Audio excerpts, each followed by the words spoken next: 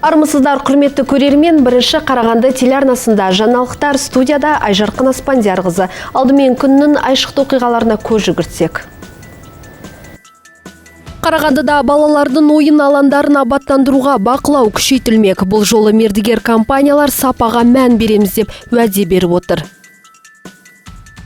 Қасым Аманжолов көшесіндегі дау. Тұрғындар жаңа тұрғын үй кешені салынғанын қаламайды. Алайда тұрғын үй осы жылдың аяғында өз иелеріне тапсырылмақ.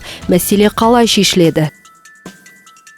Абай ауданында 20-ға жуық отбасы үйлерінен қуылып жатыр. Себебі жергілікті билік пәтерлерді заңсыз иеленген деп сотқа беріпті.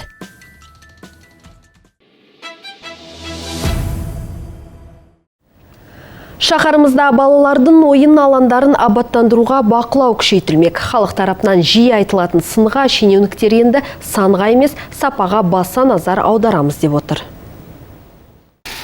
Биыл Қарағандыдағы балалар алаңдарын орнату кезінде сапаға баса назар аударылады. Өткен жылдардың мониторингі мердігерлерден жұмысты жауапкершілікпен орындауды талап ететін уақыт келгенін көрсетті. Осы орайда айта кетейік, Қазыбек би атындағы ауданда 14 аула кешенді абаттандырылады. Ал Әлихан Бөкейхан ауданында 5 футбол алаңы салынып, 12 аула кешенді түрде жабдықталады. Сонымен қатар Күнгей және Үлкен Михайловка сияқты салыстырмалы түрде шалғай аудандарда 17 балалар ойын алаңы пайда болады. Бізде қазір кезде үлкен футбол алаңы, 16-да 30 балаларға арналған кішігірім бақтарымыз бар. Сосын үлкен кісілерге қарттарға арналған тренажерлар, турниктер, тағы да басқалар қарастырылған. Осы жұмыстарды осы аптаның соңына дейін бітіруге дайынбыз. Өткен жылы алаңдардың сапасы орнатылуына қатысты халық тарапынан айтылған шағым мен шенеуніктер келіседі. Қазыбек би атындағы аудандағы 13 аула аумағын абаттандырумен Зерен эксклюзив компаниясы айналысады. Оның өкілі олардың жұмысына қарағандылықтар тарапынан сын болмайтынына сендірді. Біз осы нарықта 10 жылдан астам жұмыс жасап отырмыз. Біздің жұмысымызды әрқашанда әкімшілік тарапынан қадағалап, әкімшілік тарапынан барлық келісім олардың сұрақтарына жауап беріп, олардың пікірлерін және де тұрғындардың пікірлеріне біз әрқашанда оларды тыңдап жасап отырмыз. Ауладағы кешенді жұмысқа келетін болсақ, ол жерлерде футбол алаңы, 2 ойын алаңы, күркелер, құмсалғыш орнатылады. Кейбір аула аумақтарын абаттандыру 10 шілдеге дейін аяқталады. Қалғанын мердігерлер жазын сонда тапсырамыз деп уәде беріп отыр. Сондай-ақ аймақ басшысы жол жұмыстарының барысымен танысты. Қалада барлығы 32 жоба бойынша жолдарда орташа жөндеу жүргізілуде. Облыс әкімінің соңғы сапары Майқұдықтағы саябақ болды. Қайта құру осы жылы басталды. 14 гектар благоустройство уходит.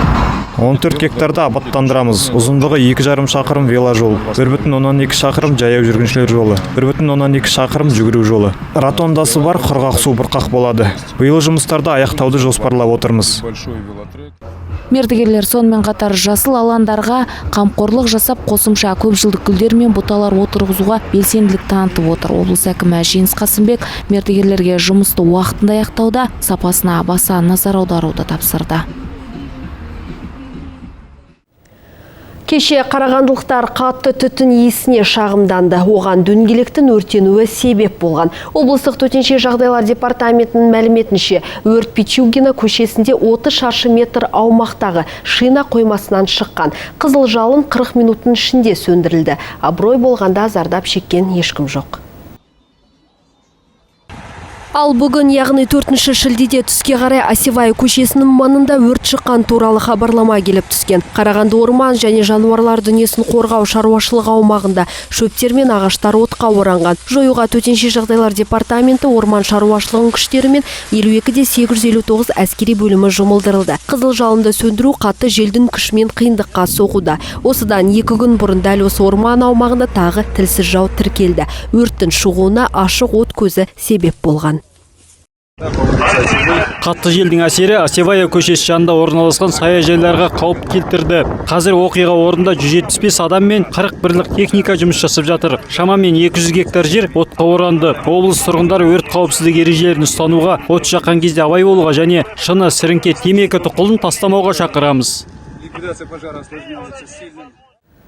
Қаламыздағы Аманжолов көшесінің тұрғындары дабыл қағуда. Халық жаңадан бой көтеріп жатқан көп қабатты тұрғын үйге қарсы. Өйткені жаңа үйді салуда талай ағаттық кеткен. Біріншіден осы маңдағы тұрғын үйлердің кәріз жүйесіне қосылып ортақ болмақ. Ал қалың бұқара оның әбден тозығы жетіп, ескіргенін айтады. Тұрғындардың жан айқайын әріптесім Дидар Қалқатайқызы тыңдап қайтты. Бесаба оқиғасы қайта қайталанбаса екен, бұл Аманжолов 12-де 2 және 12-де 1 пәтер иелерінің тілегі. Осыдан 1,5 жыл бұрын басталған дау әлі де басылар емес. Тұрғындардың айтуынша жаңадан салынып жатқан көп қабатты Аманжолов 14-те 1 объектісінің салынуы мүлде ережеге сай емес көрінеді. Вот на этом месте был подземный паркинг. Мына орында бұрын көлік қоятын жер асты автотөлесі болған, ал әкімдікке жақындау біреудің істегені мынау. Енді бұл жерде 7 қабатты тұрғын үй салынып жатыр. Біздің наразы болып отырған себебіміз бұл үй барлық санитарлық және қарапайым ережелерді сақтамай салынып жатыр. Мысал алатын болсақ, заң бойынша салынып жатқан көп қабатты үйлердің 2-3 қабаттарының арасы 15 метр болуы қажет, ал 5 пен 7-ші қабаттыныкі 40 метрге дейін болуы қажет. Біздің қорқатынымыз қандай да бір оқыс жағдай өрт болса, бізге кесірін тигізеді. Ешқандай ереже сақталмаған деп сондықтан айтып отырмын. 1974 жылы салынған Аманжолов 12-де 2 тұрғын үйіне жаңадан салынған көп қабатты жаңа үй коммуналдық жүйесіне қосылмақ. Ал халық ескі жүйе көтермей жарылып кетеді ме деп алаңдап отыр. Қазірдің өзінде халық әр 2 ай сайын сусыз отырамыз дейді. Каждые 2 месяца у нас прорывают холодную воду. 50 жыл жер астында жатқан кәрі жүйесі әрине нашар күйде. Ол шынымен де көтермей жарылып кетеді. Онсыз да әр 2 ай сайын осы құрылыстың салдарынан біз суық сусыз отырмыз. Кезінде қонақ үйге кәрізге қосылуға рұқсат беріп қойып, қазір сан соғып отырмыз.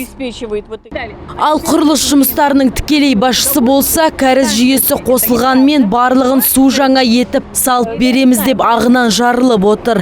Құрылыс өткен жылы басталған. Қазір ескі жертөле автотұрақ орнына 7 қабатты тұрғын үй салынып жатыр. Құрылыс биылғы жылдың 3-ші тоқсанында аяқталады деп жоспарланған. Сондай-ақ жауапты маман қарапайым ережелер сақталмауда дегенмен мүлдем келіспей отыр. Непосредственно мы будем проводить все строительные, все нормы. Біз барлық ереже, санитарлық ереже, барлығын сақтап отырмыз. Сонымен қатар ол 50 жыл болған жүйеге келер болсақ, толықтай реконструкциядан өткізіп береміз деп отырмыз. Ал оны жаңарту кезінде су, жарық, ештеңе де өшпейді. Бұл аталған үйлердің негізгі проблемалары бар. Сондай мәселелер біздің үйдің тұрғындарын мазаламауы үшін біз қолымыздан келгеннің бәрін жасаймыз. Утверждено, все это нормативные акты есть. А почему вы тогда строите с нарушением санитарных норм расстояние между домов? Эти нормы никто не отменял. Пожалуйста, тогда эти санитарные нормы между домами. Давайте. Где написано по белому черному. Никто его не отменял. Это утвержденный уже закон по санитарным нормам между домами. 2-3-этажная 15 метров, 4-этажные 20, 5 и выше до 40 метров между домами должно быть. Это значит пожаробезопасность, это значит затемнение, это значит всякие ситуации, которые могут произойти. Жиналған қауымның қазіргі мақсат тілегі құрылыстың доғарылуы, дұрыс жерден салынып басталмаған, ағаштарға қасірет әкелген, үй қабырғасында шытынатқан құрылыс дереу аяқталса екен дейді. Жергілікті билік шағымға құлақ аспаса, ел президентіне дейін барамыз деп бекініп отыр. Дидар Қалқатайқызы, Сергей Высокосов, Дастан Шанин, 1-ші Қарағанды телеарнасы. Абай ауданында 20-ға жуық отбасы үйлерінен қуылып жатыр. Себебі жергілікті билік пәтерлерді заңсыз иеленген деп сотқа беріпті. Енді шешім әкімдіктердің пайдасына шешілсе, 10 жыл бойы тұрып келген азаматтар баспаналарын босатуы тиіс. Біз алған үй тура осындай болып тұрды ғой. Осындай болып тұрғаннан алып біз ремонт жасағанбыз. Енді біз келсек қайт тура осындай қылып кетеміз. Сотталайық, отталайық бәрібір. Өз істеген нәрсемізді өзіміз қайтады. Мен крышасын жапқам ана этажының. Палас әкеп осы жерге қаншама ақша салып. Мен соны тоже крышаны тесіп кетемін. Осылайша несие алып жөндеу жүргізген 18 бірдей отбасы енді далада қалулары мүмкін. Бақытты тұрғындардың шырқын әкімдіктен келген қағаз тасталқан етті. Айтуларынша олардың бұл үйге қоныстануына 10 жыл бұрын қайтыс болған ауданның сол кездегі әкімі Еркебұлан Ашаров рұқсат беріпті. Ол кезде құжаттар рәсімделмеген, бірақ заңдастыруға уәде еткен. Алайда шаһар басшысы мезгілсіз өмірден озып, іс аяқсыз қалды. Осы зам әкімге бердік қой тоже құжаттарды рәсімдеуге. Жаңа Нашаров дегеніміз қайтып болып кеткен. Ол кісі ақшамызды алды дағы рәсімдеп берем деп договорын айын берді. Пока осымен отырыңдар, одан кейін сендерге істеп береміз деп. Сонымен отырмыз, енді баратын жеріміз жоқ. Егер шығаратын болса, үй бұрынғы қандай қалыпта, сол қалыпқа түседі. Ал әйтпесе біздің біреуіміздің осы жерден өзі жасырмай айтқанда өлігімізді көреді. Ал қазіргі шенділер болса, тұрғындар үйлерді заңсыз иеленді деп сотқа берген. Сөздерінше бұл баспана кезекте тұрғандарға берілмек. Заң ешкімге бұзуға құқығы жоқ. Бәрі заңдастырылса, мемлекеттік орган ешқашан қарсы болмайды. Заңсыздыққа бізде жол бере алмаймыз. Ертең онда бүкіл халық сөйтіп кіріп алсын бүкіл пәтерлерге. Ол ондай болмайды. Заңды соттың шешімі шықса, оң шешім олар жағында шықса, біз оларды қолдаймыз. Бір жаққа шешсе, бізде сот үкімін орындауымыз керек.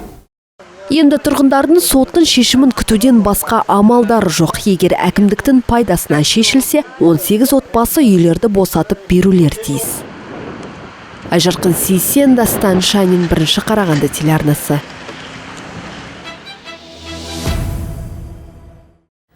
Хабарымызды жалғастырамыз. Жылдамдықты асыру, жауапсыздық, жантүршігерлік жол апаттарының басты себептері осылар. Бұған жолдың сапасыздығын қосыңыз. Жоғары жылдамдықпен жүруді жаман әдетке айналдырған жауапсыз жүргізушілердің кесірінен елімізде күн сайын жол көлік апаты болып жатады. Биылғы статистика тіптен қорқынышты. Жыл басынан бері күре жол үстіндегі қайғылы оқиғадан 700-ден астам адам жан тапсырған. Бұл өткен жылмен салыстырғанда 22,6%-ға артып отыр. Осыған байланысты министрлік азаматтарға үндеу жасады.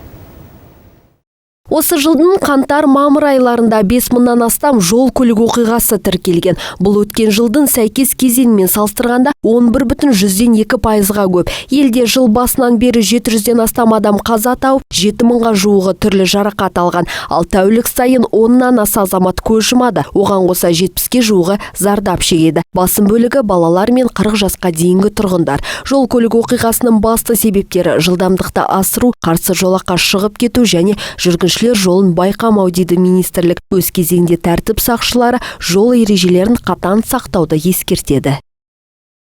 Безобидный на первый взгляд переход пешеходом дороги в неположенном месте может обернуться трагедией. Тыйым салынған жерден жүгіріп өтудің өзі сізге оңай болып көрінгенімен, оның зардабы ауыр. Жылдамдық режимін сақтамау отбасы үшін қатерлі. Сондықтан жылдамдықты автокөліктер арасындағы қауіпсіз қашықтықты сақтау өте маңызды. Бұл апаттың алдын алуға көмектеседі.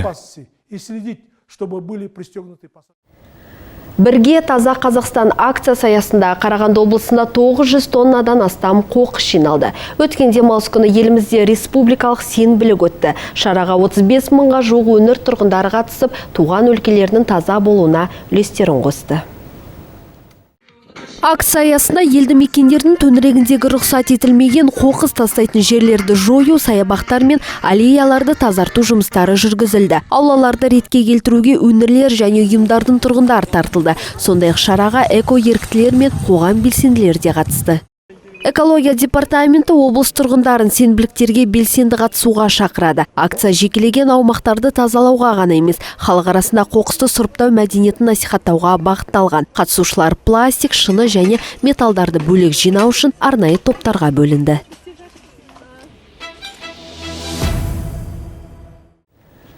Бәрімбек Бейсенов атындағы Қарағанды академиясының курсанты гір көтеруден чемпион атанды. Еске сала кетсек, 1 мен 4 шілде аралығында Бішкек қаласында жас өспірімдер арасында гір тасын көтеруден әлем чемпионаты өткен болатын. Оған 8 мемлекет қатысты. 200-ден астам спортшы өз салмақ дәрежелеріндегі мықтыларды анықтауға жиналған. 73 келіге дейінгі салмақта әлем чемпионатында еліміздің атынан спорт шеберіне үміткер. Қазақстан Республикасының бірнеше дүркін чемпионы, Азияның 2 дүркін чемпионы Захар Коваленко сынға түсті. Ол 24 келі гір-тасын 10 минуттың ішінде 222 рет көтеріп, сайыста алтыннан алқа тақты. 68 келіге дейінгі салмақта спорт шеберіне үміткер. Қазақстан Республикасының бірнеше дүркін чемпионы, Азияның 2 дүркін чемпионы Назар Коваленко өнер көрсетті. Ол гір-тасын 184 рет көтеріп, күміс жүлдені қанжығасына байлады. Айта кететін жағдай, ағайынды жігіттер Ішкі істер министрлігінің Бәрімбек Бейсенов атындағы Қарағанды академиясында білім алады.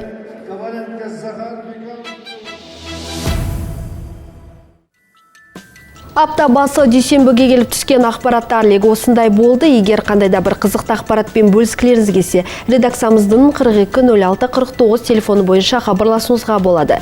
Әдеттегідей жаңалықтарымыздың толық нұсқасын арнамыздың сайтынан да тамашалай аласыздар. Бірінші Қарағанды телеарнасы қосулы болсын.